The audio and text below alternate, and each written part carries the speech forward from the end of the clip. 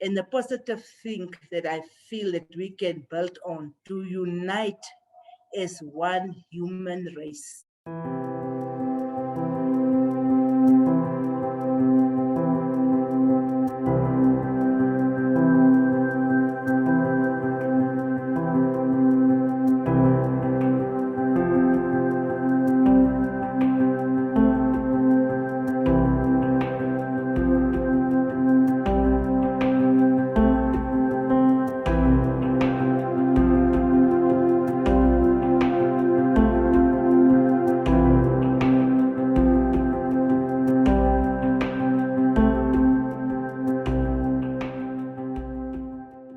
Hey guys, thanks for tuning in. Today we're going to be talking to Umbi Karuaihe-Upi, who is located all the way in Windhoek, Namibia. I worked with Umbi on the BBC travel documentary, The Africans Who Wear Victorian Petticoats, that I posted to my channel yesterday. Now, as both a Herero woman and a seasoned journalist, Umbi is in a really unique position to talk to us about how her culture is impacted by the COVID-19 pandemic. Umbi's going to share with us her love for her culture, from celebrating in the Herero women's beautiful dresses to partaking in festivities like weddings and even funerals, all of which are a deep source of pride for the Herero people. Many of these traditions are now being tested by the ongoing pandemic because death rates are high and festivities are limited due to social distancing measures. Umbi shares with us how her culture will have to adapt in order to endure. In talking to Umbi, I love her optimism and power. It reminds me of the strength that I've heard in the voices of so many Herero women in Namibia. They're just such an inspiring group of women from such an inspiring culture. Despite the challenging times that we're all living in right now, Umbi sends us a message of hope. She points out that no matter where we're located, we are all really just one people, with the same desires and the same capacity for love. One thing I think it's really important to talk about is ways in which we can keep traditions alive, different cultures alive. And some of that is through dress. We're all over the world, women are wearing beautiful dresses. What does the Herero dress symbolize to you? To me, the Herero dress symbolizes who I am. It's something deep-seated within me. At the time when I was growing up, the women, my mother and all her sisters and all the other people in the village, they were wearing the dress. And to that, it is part of who I am and the way the women talk about it, the way the women carry themselves in a dress, and also what the dress itself signifies. It signifies poise, it signifies dignity. In our generation, we use it for official functions. And it is our pride, and because there is a certain way how you wear the dress. When we were a certain age, I think we were 12 years old, we went for initiation. You go for initiation so that you are taught how to wear the dress. It is congruent with our culture, it's congruent with who we are as a proud people, as a people who have gone through a lot, but we have decided that this dress, it will keep us in dignity. Umbi, today you got to tell me about what you're wearing. That's not a Herero dress. Yeah. As you know, as a journalist, I travel all over the world, and I am so fascinated by the beautiful African attires. Like the dress that I'm wearing, this one, I got it from South Africa. And also the head, this one is from the Zulus in South Africa. So whenever I travel in Africa, I make sure that I get those clothes and the heads so that I can also celebrate other African nations, other African countries through their attire. I went to Ethiopia, I brought me some beautiful clothes from Ethiopia. It's amazing. And also Rwanda, Zambia, Botswana, all over Africa, we have the most beautiful clothes. Because me, I believe in diversity, because I also celebrate the beauty, the Western beauty, because I wear Western clothes, and even Indian. That is the beauty of diversity. Even though this head is different from my Herero head dress, I don't think the one is more beautiful than the other. I think they are different, but they are beautiful. And we have to find a way in our lives to appreciate the beauty in the world. And I choose to do it through showcasing the beauty of other people's dresses and so on. How do you decide what dress to wear for the day? Do you wake up saying, I want to wear a Zulu headdress today. It is in my personality that I will wake up one morning and I feel today I want to wear like this. You understand? And I want to wear my headdress. I want to do that. I just feel like I'm in Rwanda or I'm in South Africa, and it comes. Sometimes it comes with my mood, you know. And the good thing is the mood goes with the feeling of the dress. And if you feel like that, you wear the dress with dignity. What is life like in Namibia at the moment? How are you dealing with the coronavirus? Right now, we are actually. It hit us hard in the sense that we lost a lot of people, a lot of close to family members as well. So we still have our curfew. Our curfew is at 10 o'clock, and some restrictions. But in the beginning, we couldn't buy alcohol and things like that. But now there are certain hours open for alcohol. We are back.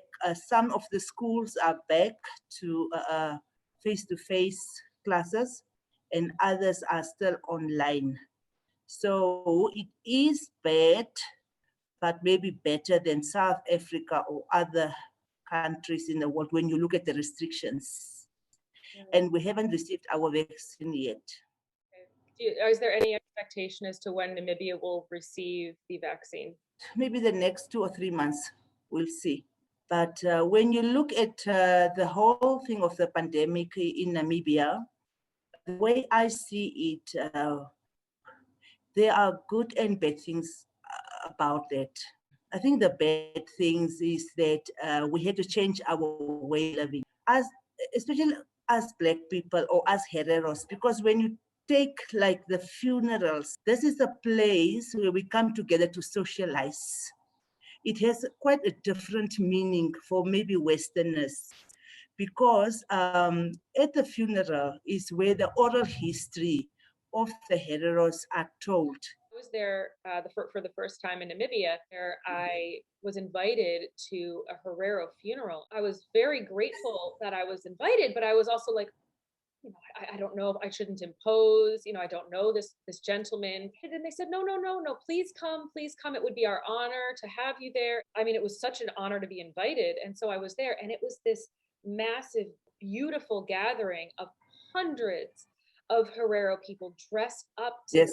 the nines. The men were wearing these beautiful suits. The women were wearing the dresses, and we're in this very arid savannah. And there was this singing and this prayer. Oh, I'm getting chills thinking about it. Yes. It was like this beautiful rejoicing in the memory of the deceased person that Yes. I've never experienced. And as an outsider, I found that incredibly powerful. That time when you came, there was no coronavirus.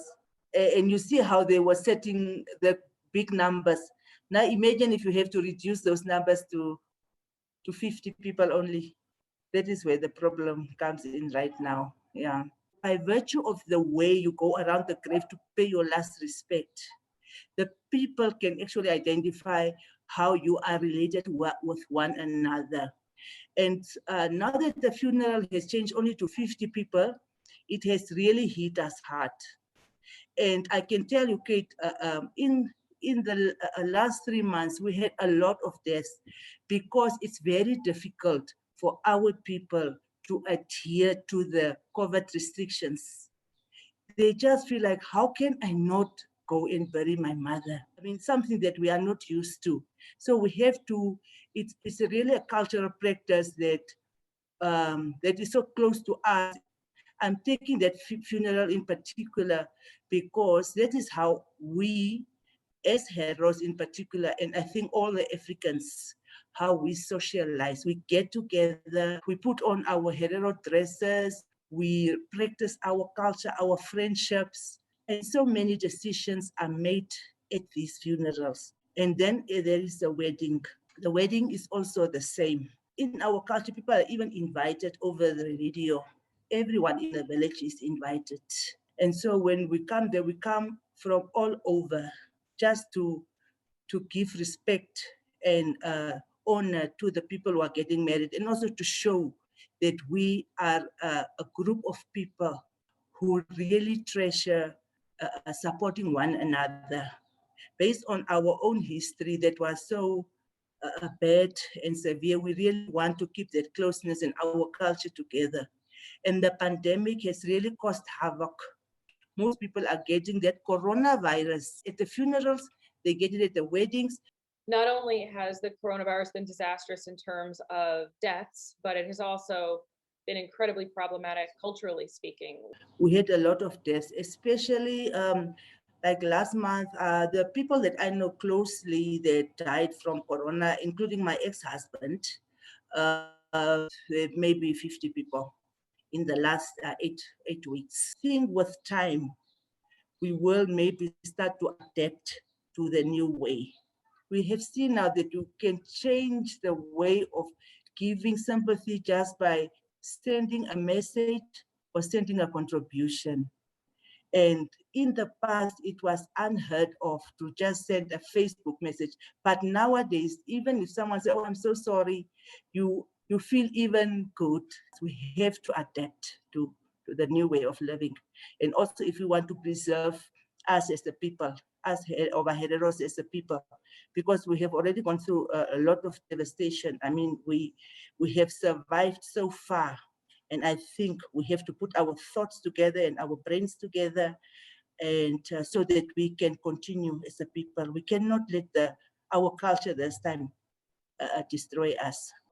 How do you feel that you can maintain Herero tradition, for example, with the evolution of cultural practices like changing funeral rites? The Herero dress has evolved with us, and I think if we could do that with the Herero dress, we can certainly do it with the other cultural practices, such as the weddings and the funerals and many, many others. And somehow deep down in me, I feel that in the long run, we will have no choice than to adapt to the new ways of living. The way the Hereros are, they will keep a little bit of tradition still there. Just like they've done over the years, they will say, "No, now a Herero person doesn't do that." So some of the things I'm sure we will keep. Over this 115 years, since we went to 117 years, or how many years now, since we fled to Botswana, our people fled to Botswana and to South Africa, we have kind of sustained a lot of our traditional practices. It's just amazing. This is just something amazing of the Hereros.